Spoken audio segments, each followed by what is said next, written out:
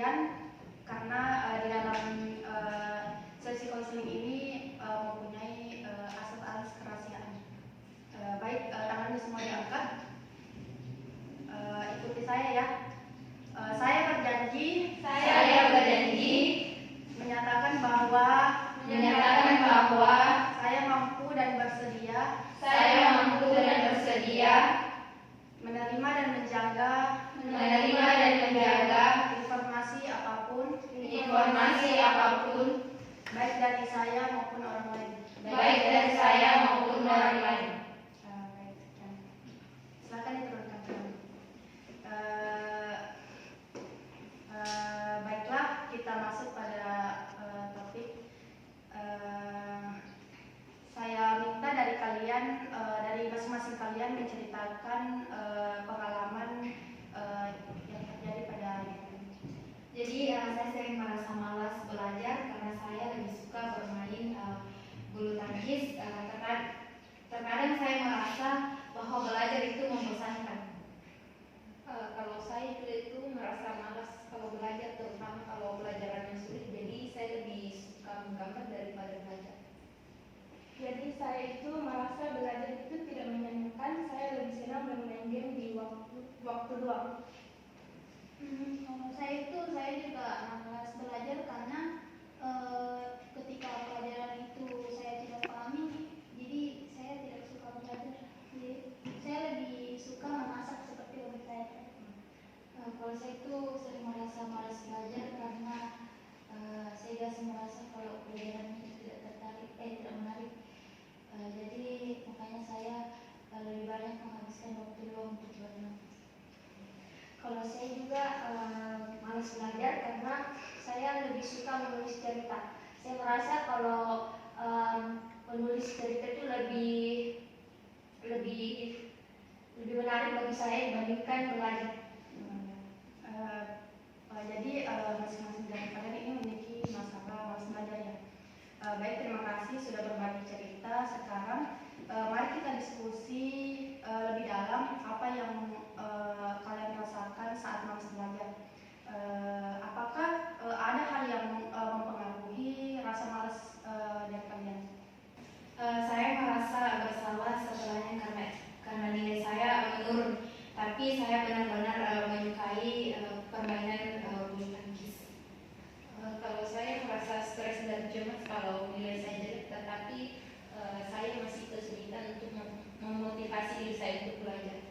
Kalau saya merasa senang saat bermain game, tapi saya tahu itu tidak membantu nilai saya. Kalau saya selalu merasa frustasi karena tidak mengerti pelajaran itu, makanya saya malas belajar. Kalau saya itu merasa bosan dengan pelajaran yang tidak menarik. Kalau saya merasa lebih kreatif saat menulis, tapi saya juga tahu kalau belajar itu penting.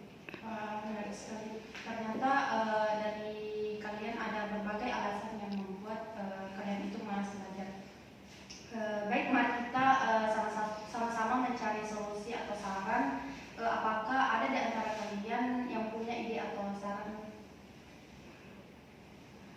Mungkin bisa mencoba belajar dengan cara yang lebih menyenangkan seperti menggambar atau membuat catatan yang lebih menarik.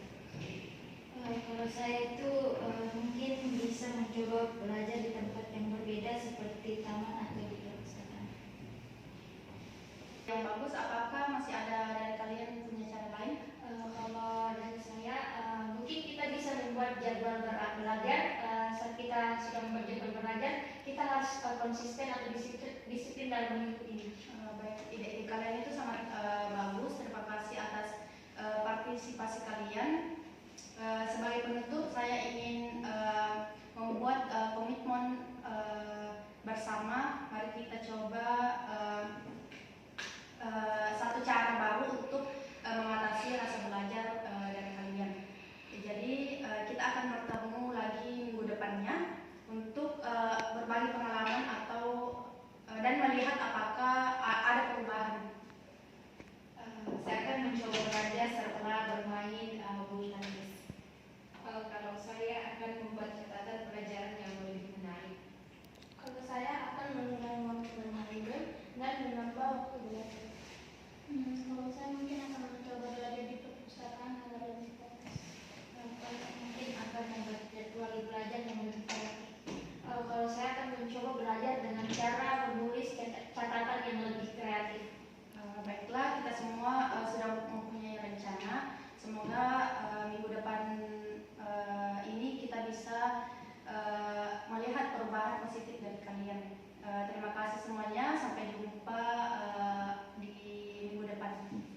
baik sebelum kita menutup konseling kelompok ini, terlebih dahulu kita bermain game atau melakukan activity.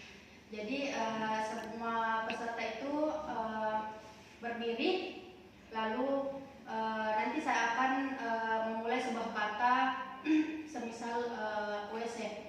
Jadi dari kalian nanti dari awal dari sini akan menyambungnya dengan semisal kamar mandi, dan selanjutnya akan begitu. Saya minta dari kalian semua berdiri. Saya mulai ya.